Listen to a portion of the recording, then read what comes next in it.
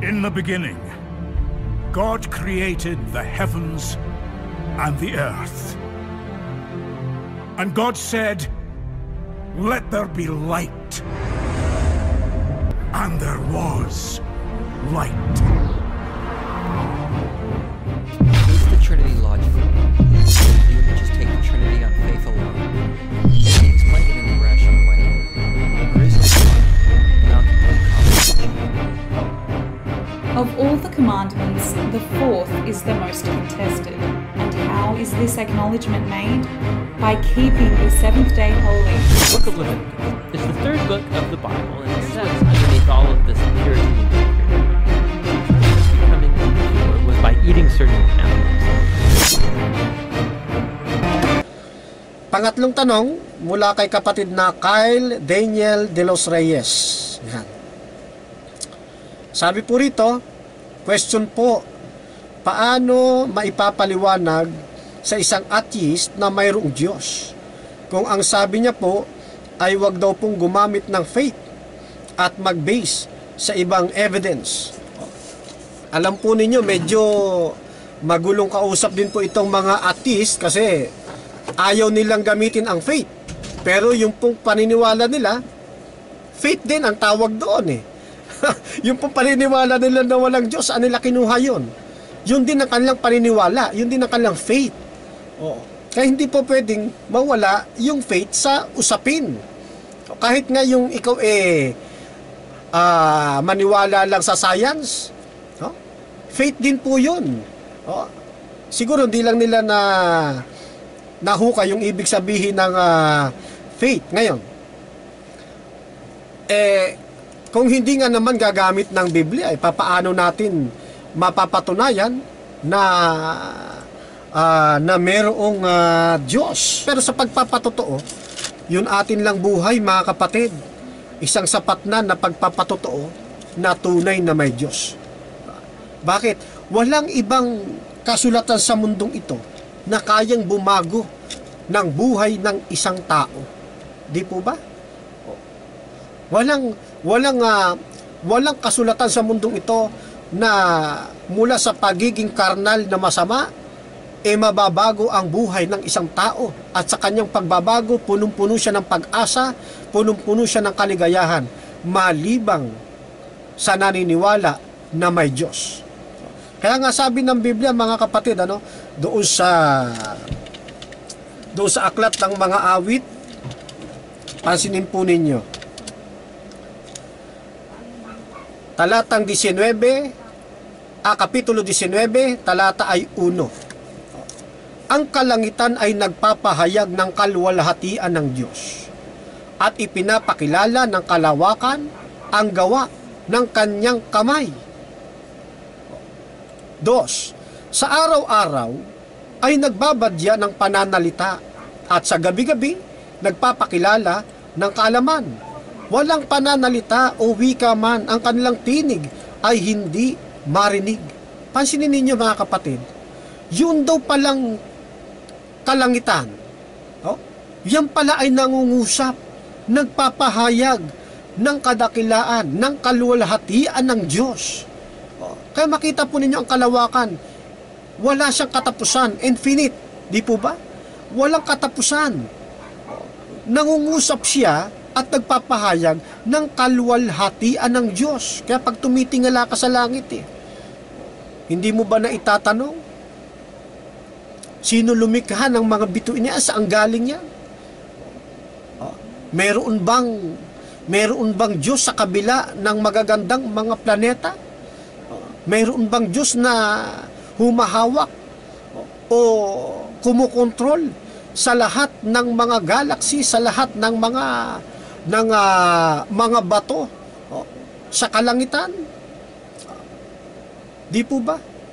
Sabi dito, ang kalangitan nagpapahayag ng kaluwalhatian ng Diyos at ipinapakilalaan niya ng kalawakan yung gawa ng kanyang mga kamay. Di po ba saan galing yung law of nature? Kasi yan ang ng mga atheist. Tumatakbo o umiiral ang mundo yung mga galaxies, yung mga bato sa kalawakan, di ba? Yung planeta, kaya siya umiikot sa sarili niyang axis dahil doon sa tinatawag na law of nature. Saan galing yung law of nature na yon? Kung walang isang napakatalinong arkitekto na dumisenyo niyan, na nagtalaga niyan, di ba? Pwede ba tayong maniwala sa ganun-ganun lamang na kwento-kwento? Hindi kagaya sa atin. Mayroon tayong pinananaligan. Mayroong Biblia na nagsasabi sa atin. Pero yung mga atheist, wala. Saan sila bumabase? Sa science. Ang problema, hindi nila alam na mayroong dalawang uri ng science.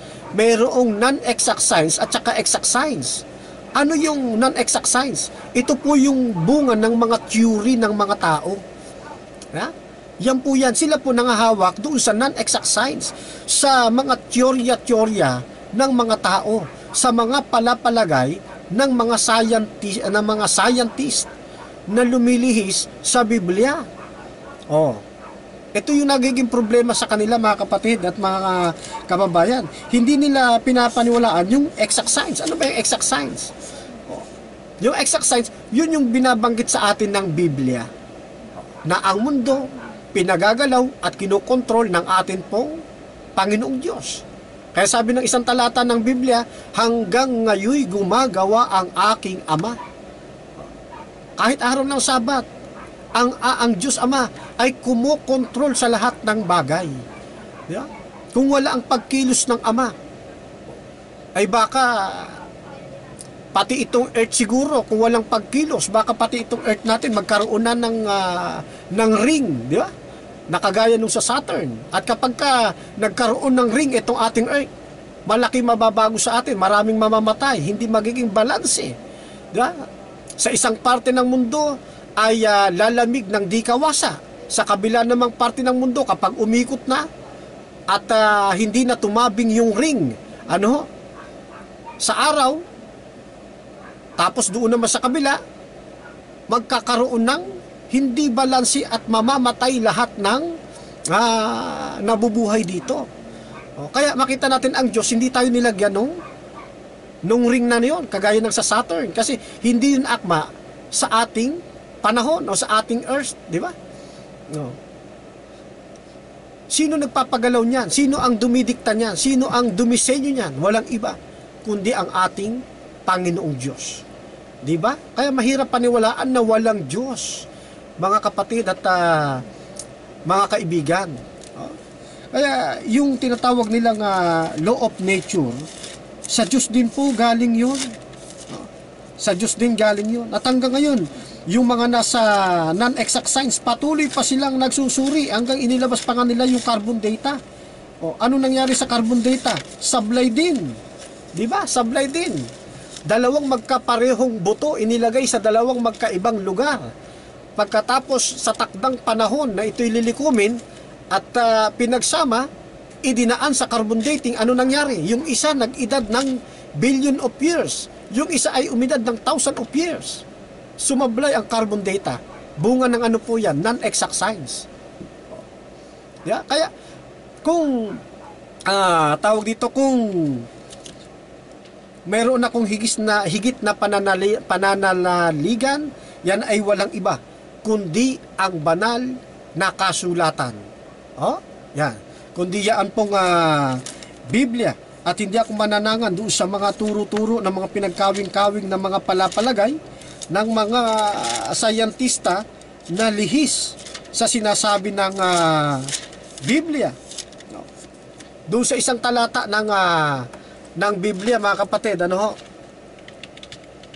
tatype ko muna, na ang ating daigdig ay matagal nang umiiral. Matagal nang sinabi ng ating ng Biblia, ng ating Panginoon ay nakabitin sa wala. Saan po hinango yung paniniwala ng science na ang daigdig ay nakahang? Matagal nang sinabi ng Biblia, ngayon lang nila nadiskubre. Di po ba? Sabi ng Biblia, yung hangin mayroong timbang. late na lang na-discover ng mga ng nag-aaral sa science na ang hangin nga pala may timbang, na dati paniniwala nila walang timbang ang hangin kasi hangin ito. Pero sabi ng Biblia, ang hangin mayroong timbang. Laking gulat nila na patunayan nila ang hangin nga pala mayroong timbang. Ito po yung tinatawag na exact science na nakabase sa salita ng ating pong Panginoong Diyos. Kaya sabi rito, yung kalangitan nagpapahayag ng kalulhatian ng Diyos. Ipinapakilala ng kalawakan ang kanyang ang gawa ng kanyang kamay. Kaya tignan po ninyo, pag tinanong nyo tao, kailan nagsimula daigdig, ano isasagot sa atin? Billion of years. Million of years. Hindi sila magkasundo. Nagkakaroon sila ng mga debate. Diba? Pero ang Biblia, kapag mananangan tayo sa Biblia, ang mundo ay nagsasabing nasa 6,000 taon lamang ang edad nito. Kung Biblia ang ating pagbabasihan. Ano pa yung sinasabi ng siyensya? Bakit anya yung mga diamante? Bakit tumubo yan? Alam mo ba kung gaano anya katagal ang pagtubo ng diamante? Yan ay bibilang muna ng billion of years bago yan ma-develop na isang diamante. Tingnan ninyo mga kapatid, ang science, yung non-exact science, inaalis nila yung hiwaga na kayang gawin ng Diyos. Hindi nila naunawaan na nanilikha ng ating Panginoon ang daigdig. Buo na ang mga ito. Hindi na ito kinakailangang mag-evolve o tumubo, kundi buo na ito. Isa sa mga katibayan niya si Eva, si Adan. Hindi naman sila ginawa ng Diyos ng mga baby muna. Tapos nagsilaki, hindi po, di ba? Kundi ginawa na silang mga binata at mga dalaga na.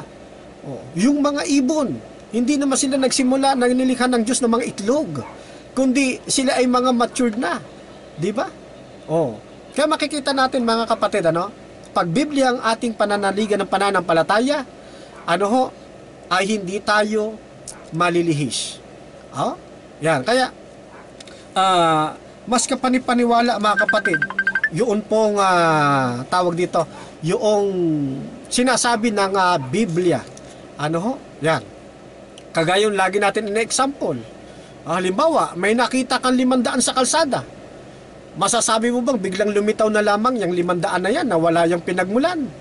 Di ba? Kaya yung the argument of cause na atin pong pinapag-aralan, saan galing yung 500 na yan? Bigla lamang ba yan lumitaw dyan sa kalsada na nadaanan natin? Hindi. Mayroon pinagmulan yan. Maaring yan nahulog ng isang dumaan. Pwedeng yan galing sa eroplano na nalaglag. Di ba? O kung saan-saan man. Meron itong pinagmulan. At bakit nagkaroon ng 500? Sinong bangko ang gumawa niyan? Di ba? Yan, the argument of cause. Lahat ng bagay mayroong pinagmulan. Hindi kagaya ng science. Hanapin mo yung atom. Yung isasagot nila, hanapin mo ulit yun. Yung pinakaliit ang mga atom, saan ang galing yun? Ang isasagot na sa inyo, missing link. Yan, nawala na. Napunta na sa missing link. Pero ang Biblia, walang missing link. Sinasabi sa atin yung katotohanan na meron talagang pinagmulan ang lahat ng bagay. Di ba? Bakit sa mundong ito? Bakit yung ating hinihinga? Bakit tinatanggap ng halaman? Di ba? Tapos yung ibinubuga na galing sa halaman, yun naman ang ating kailangan. Bakit maganda yung sirkulasyon na yun? Saan galing yung proseso na yun? Saan galing yung law of nature na yun? Di ba sa Diyos? Hindi yan mula sa science. Di ba? Basta na lang, basta na lang nagkaroon ng process na ganon. Isipin ninyo mga kaibigan, mga kapatid, paano nagkaroon ng prosesong yun? Di ba? Bakit yung kulay green na ibon? Pag nanganak, kulay green din. Bakit yung pipit? Pag nanganak, ipipit din na ibon. Saan galing yun? Yung disenyo na yan. So makikita natin mga kapatid, mga kaibigan, na talagang mayroong Diyos na nag-design sa kanila. Diyan na pumapasok yung the argument of design. Di ba? Bakit yung naturalesa ng anyo ng tao? Kapag sa bawat henerasyon, bakit ganito pa rin ang ating itsura? Yung ating mata hindi nakalagay sa talampakan. Ha? Bakit yung ating ilong hindi ginawang pabalagbag? Di ba? O kaya hindi ginawang pabaliktad na ganon? Di po ba? May nag-design, mayroon sa ating nagdisenyo. The argument of design. Yeah?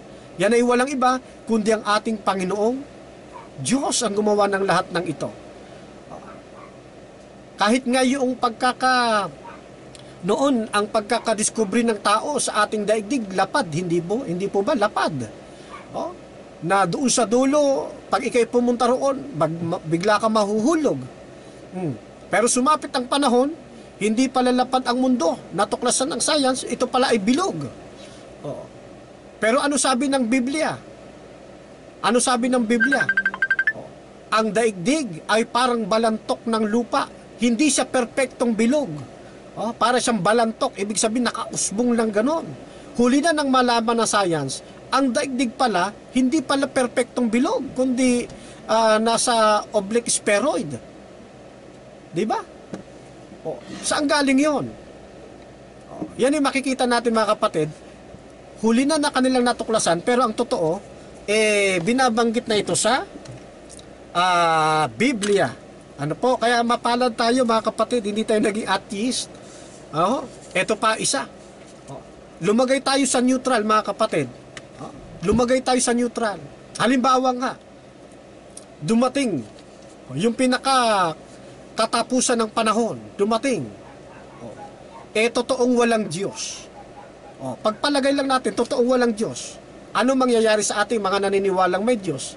Wala. Wala, kasi walang Diyos eh. Kung baliktarin natin, dumating ang araw ngayon ng paghuhukom.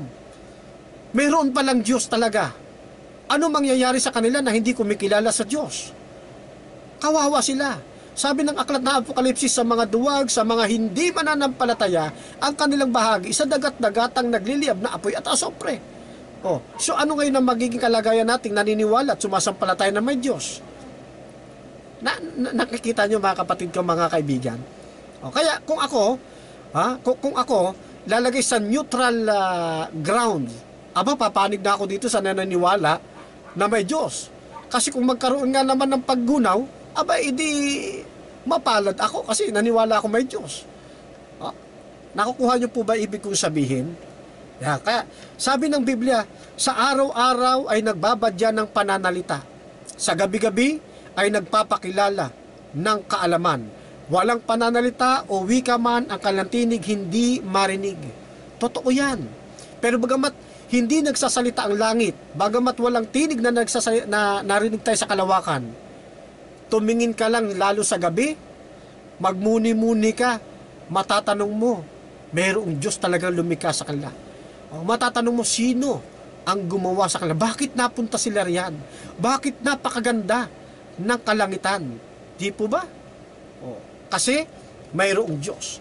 Kaya sabi ng Biblia, buhat sa Awit 14, talatang 1, ang mangmang ay nagsasabi sa kanyang puso, walang Diyos. Sila'y nangapapahamak. Sila'y nagsigawa ng kasuklam-suklam na mga gawa. Walang gumagawa ng mabuti. Pansinin po ninyo yan. Yun daw, hindi kumikilala na may Diyos.